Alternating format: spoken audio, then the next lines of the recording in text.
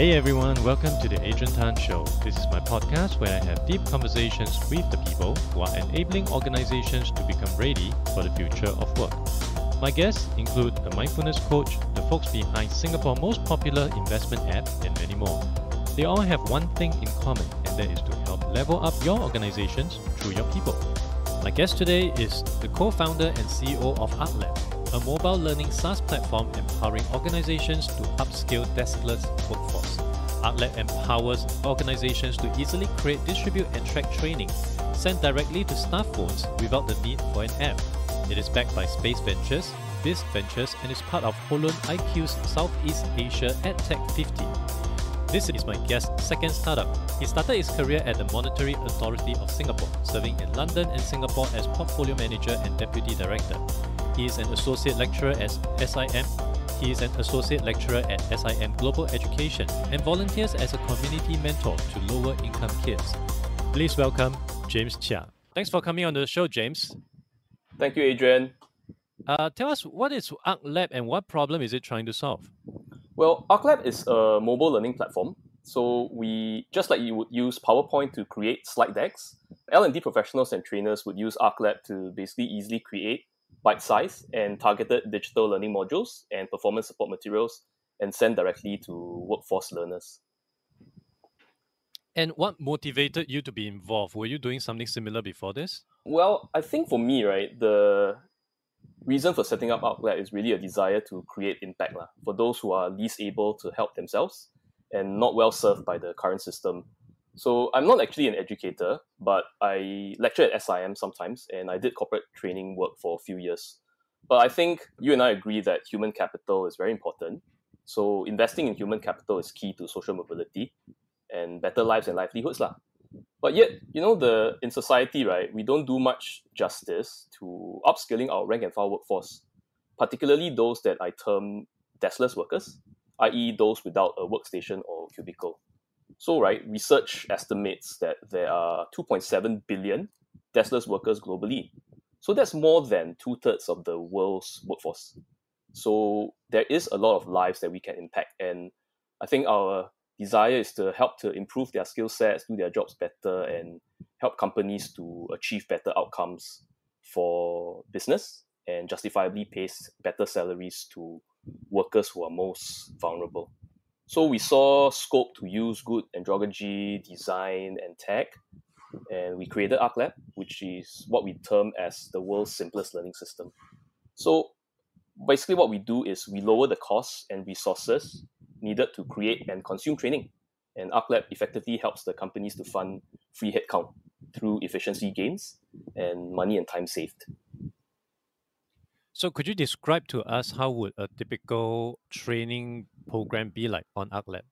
That's a great question. I think if you think about how you would set up a training program, it basically needs to go back to the needs of the business. There is skills that are needed to do certain tasks. And if you take that content that you would typically put into a workshop or a training manual, and you put it into a very short, bite-sized digital learning module, and you operate ArcLab as you would operate PowerPoint, you put it into what we call screens, which is the equivalent of slides, one learning point per screen, and you could input in a simple training video, infographic, and we highly recommend rich media because our absorption of learning is actually best when we see something visual. And then we test them through assessment screens. And after that, you can certify that at least the theory component of any skill needed for a job can easily be then put into a digital format through ArcLab. So in essence, people will be looking at something the equivalent of an Instagram story when they're going through their training? Almost, but it doesn't disappear after 24 hours. Okay. Understand. And you mentioned that you were not from the educational background. What were you doing before exactly? Wow. So ArcLab is the second company I founded. Before ArcLab, I co-founded a game-based learning firm, and we use games to teach economics and financial literacy. The reason I did that is because my background is actually in finance. My career started at the Monetary Authority of Singapore. I helped to manage our reserves as a fixed income portfolio manager in Singapore and London. So really glad to have played a small part to the NIRC that helps to fund our government's budgets. And it's really such an important support to companies and Singaporeans in today's tough situation. After I left MAS, I lectured at SIM and I also did some corporate training for financial institutions. So really, I guess quite a big career change, which I didn't fully plan, but one thing just led to another. The common denominator in all that is I'm driven by a desire to create impact and I guess hopefully leave the world a better place than I found it. ArcLab, who would be your closest competition? And most importantly, what is your unfair advantage? I guess ArcLab is not the only learning authoring platform around. And as you and I talked about this before, I really cheer the good work that other firms do. But for us, right, at ArcLab, we are hyper-focused on serving what we call the deskless workforce, which are rank and file. And we do this through building the world's simplest learning system. Because the deskless workforce niche that we serve, well, actually not really a niche, it's 2.7 billion globally, we think that it is better served through simplicity. So Adrian, you're an expert in this field, right? And you know this well. Most LMSs in the market are really full-featured and complex. But many features are, in fact, never used. So ArcLab strips the learning system down to the very core of what's needed to deliver training effectively. So just to share a fun fact, a lot of our product meetings are to decide what not to build. And I think ArcLab is not app-based, so there is nothing to download for the learner. We are a SaaS, so HR and L&D also don't need to install any software. And I think the thing that we are really fixated about is making sure that it's fuss-free. So there's no complicated or expensive integration work or consultancy fees to pay. You just go to arclab.io, you click create, and you get started. And it's a self-service, commitment-free model. And we're really excited for anyone who can basically go to use a web browser to use ArcLab to author training in bite sizes. And you asked about how we're different. I guess the important thing is ArcLab's philosophy is not to come in all guns blazing and tell we need to disrupt you, we get you to change your organization's existing systems. That's not the way we work. We work alongside your existing systems, and through our notification API, we allow you to have ArcLab data sent to your existing systems. Last but not least, everything that is created in ArcLab looks exactly like your company. So I know of other platforms where they have a certain way to build a model, certain way it should look, certain way it should be structured. ArcLab doesn't do that. Instead, every learning module's look and feel would be like your company, down to the very hex code color of a button. So you mentioned about blue-collar workers. So I would take it that those would be your ideal target users. So are there specific target companies that would find ArcLab to be a better use case? That's a great question, Adrian. I think if we think about who are the, right audience, there really is none because we all need training. And in fact, ArcLab is industry agnostic. And we are not the source of learning content, but rather we are the platform provider. So any company, and in fact, every company can and should use ArcLab to upskill your workforce. That's the general thoughts. But I think if we narrow down a little bit, if you are a multi-location company, let's say you are in manufacturing, you're in retail, you're in F&B and hospitality, and you have a large deskless workforce and the need to deliver training, performance support, or any form of material to teams effectively at scale and in multiple languages, then ArcLab is really an efficient platform to do so. Because if you are so large, you can't actually go person by person to do that training. And that's where technology like ArcLab really helps you to scale this. And how do you charge for an average customer? It's a per learner per month model. So really there's no upfront commitment, there's no minimums.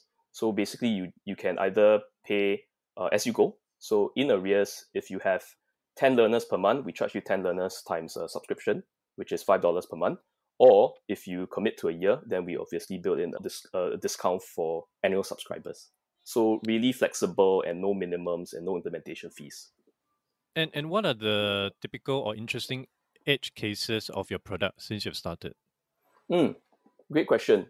Well, ArcLab at its core is a digital authoring product. So in a nutshell, we empower content creators to unleash their creativity, whether that content is training related, which is our core use, or not. So we've seen on our platform, obviously, the core use case of bite-sized nano-learning modules. We've seen very high instances of ArcLab being used for onboarding.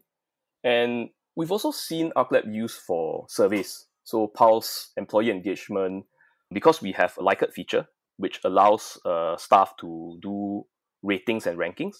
It's not what ArcLab is built for, but we are just really overjoyed to see our users really stretch the boundaries of ArcLab. Other interesting cases we see are company newsletters, which are delivered to staff through our modules, and even social media. But recently, there has been an increase in the digitizing of SOPs and training manuals. So as organizations move away from paper-based material to the cloud, and this is what we call performance support. 101s, primers, how-tos, basically anything that helps employees do their job better on the spot. And in fact, very excited by what our users built. And we study anonymized data to also help to map learning gaps, trends, and skill pathways to improve the platform. And I'll share with you that we are looking at ways to open our data in working with industry and government to help with economy-wide and industry-specific skills initiatives. I'm sure all this definitely will help to elevate the skill sets of an individual. But the thing is, does this really matter in a state or country like Singapore? Because it's if you look at even my career futures, if you want to put in an application, you are forced to state what is your qualification I'm looking for. So it's not skill set is a really different ballgame altogether. What's your take on this? Wow, I mean, you've hit upon something that's really close to my heart, Adrian.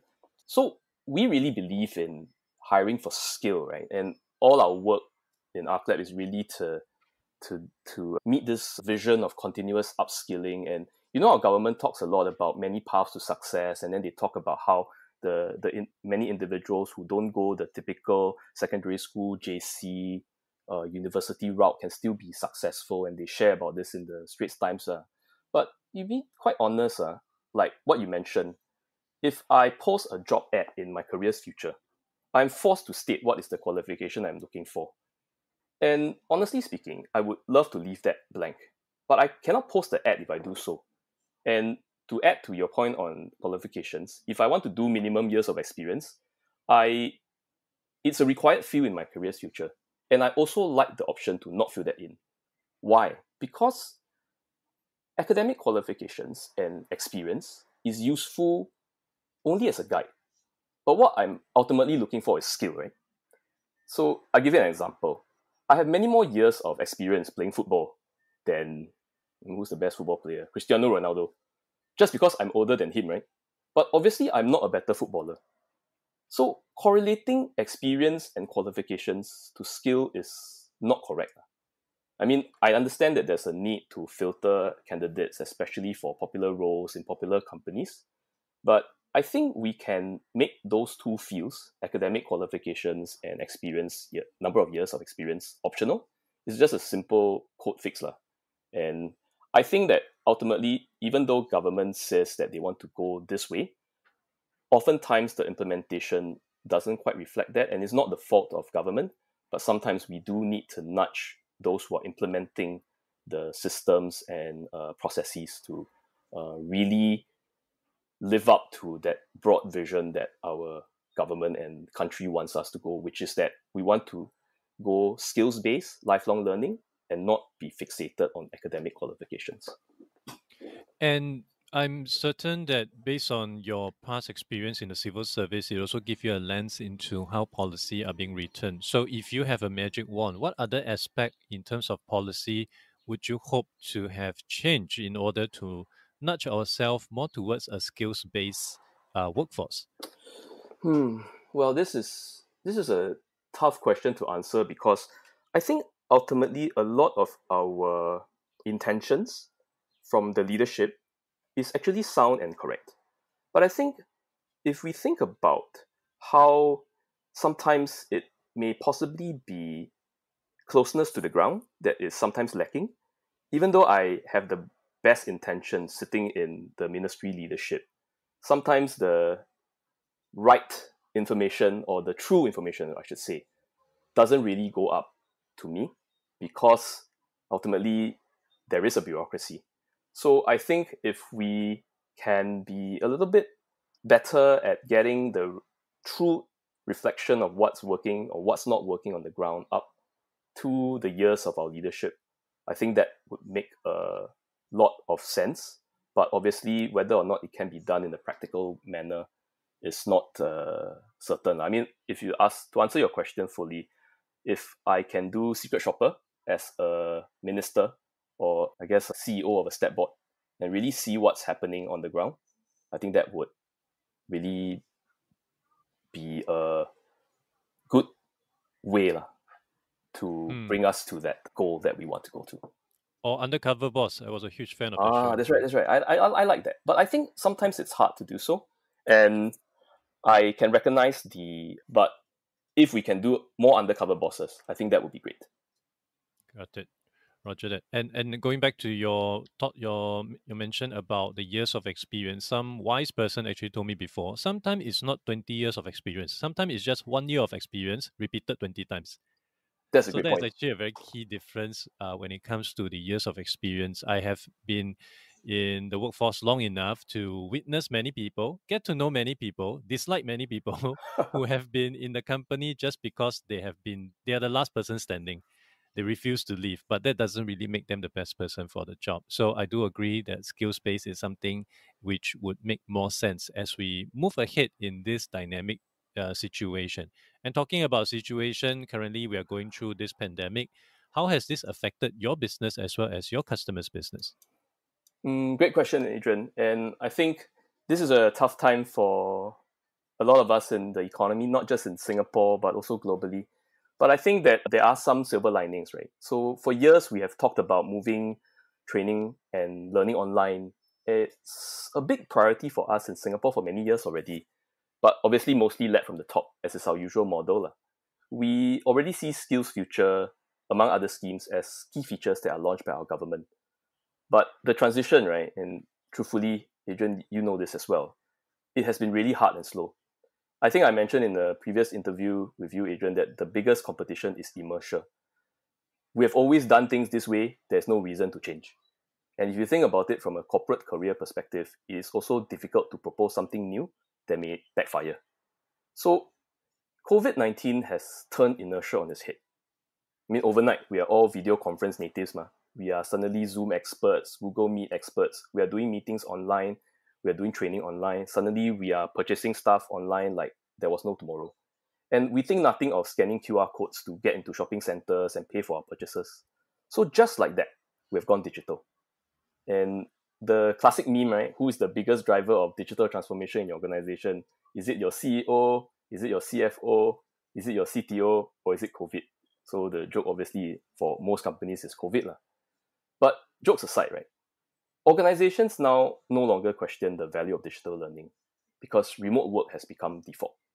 So to share with you, last year, our meetings with prospects were typically about, so why should we move training online? Why should we move training mobile?